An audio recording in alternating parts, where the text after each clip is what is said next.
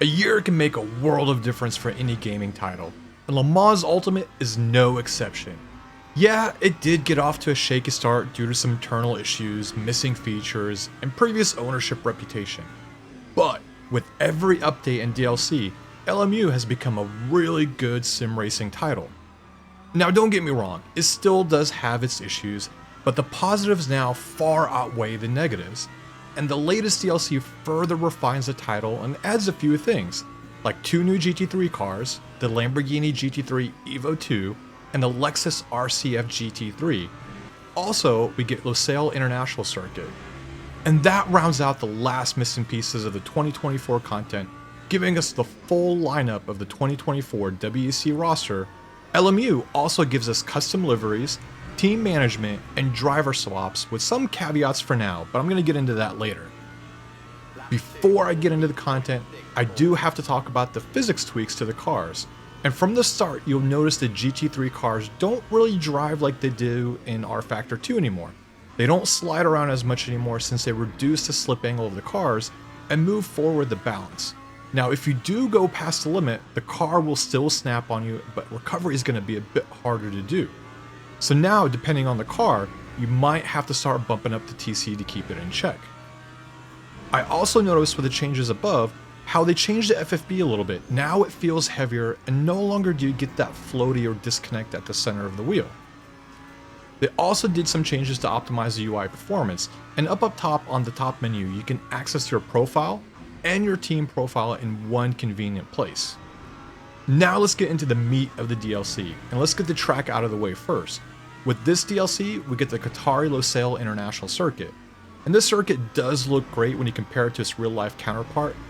Driving it, on the other hand, you kinda get the same feeling inside when you hear Lance Stroll talk during an interview after Crash.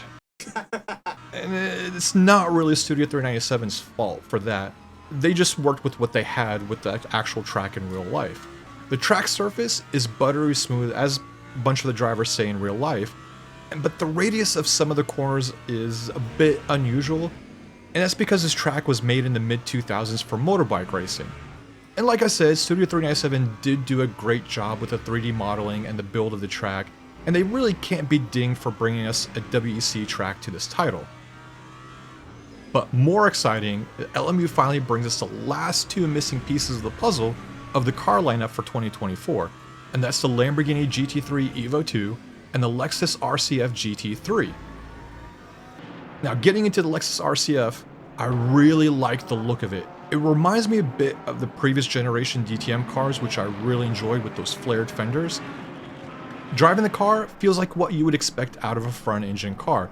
It's a little understeery going to the corners, especially on cold tires, but when they're up to temperature, the car is very stable, but it's still a bit front heavy. But the minute you overdrive the car, especially coming out of the corners, the rear will slide out from underneath you. It can also be a bit unstable when making sudden change in directions, like going through high-speed S-corners like at Coda. So in this car, you have to be a bit disciplined with the throttle and not get too greedy with it. Overall, it's a great car for people just coming into sim racing and are looking for an easy car to learn to drive. Next up is the Lamborghini GT3 EVO2.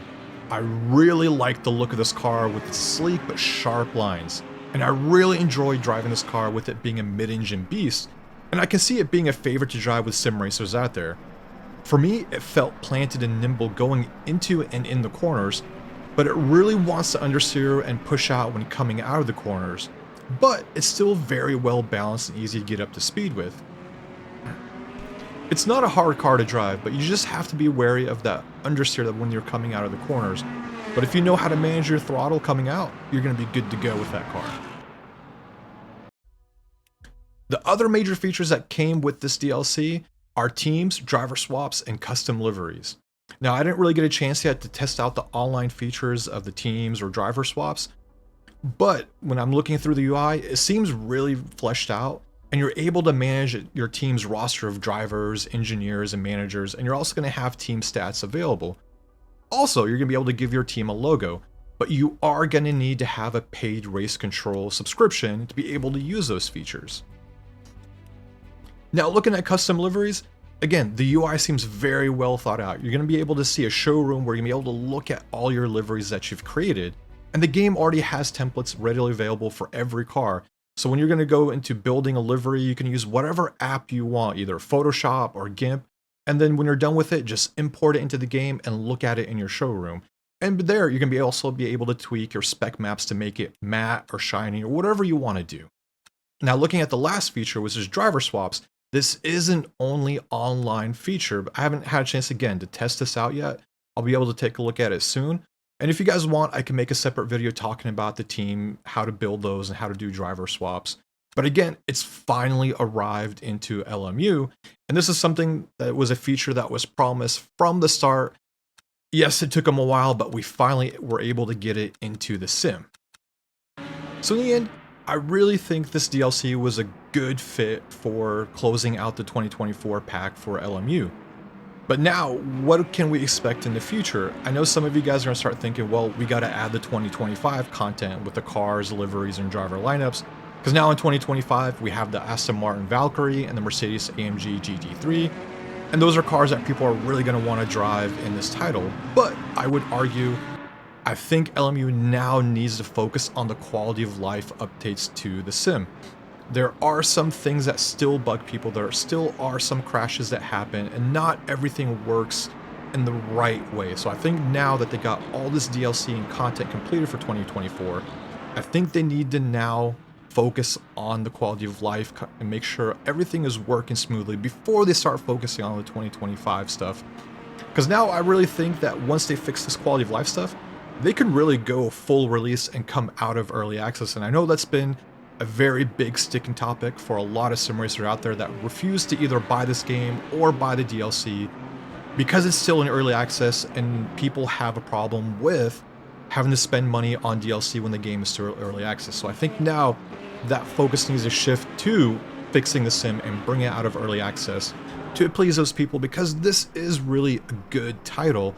And I think a lot of people haven't given it a chance because of what happened in the past with LMU and still being in early access and charging, for DLC. And the last thing I'm going to bring up is Motorsport Games CEO and Studio 397 Chief Stefan Hood will be speaking at the annual ACO press conference this Friday, the day before Le Mans. So I hope he's got some really big things to announce about LMU and talk to us about the direction of LMU going into the future. So anyways, guys, that is it. I hope you enjoyed this video, and as always, if you want to see more videos from us, please like, share, subscribe, and hit that notification bell so you know when we have more videos coming out. And until next time, have fun racing. Later.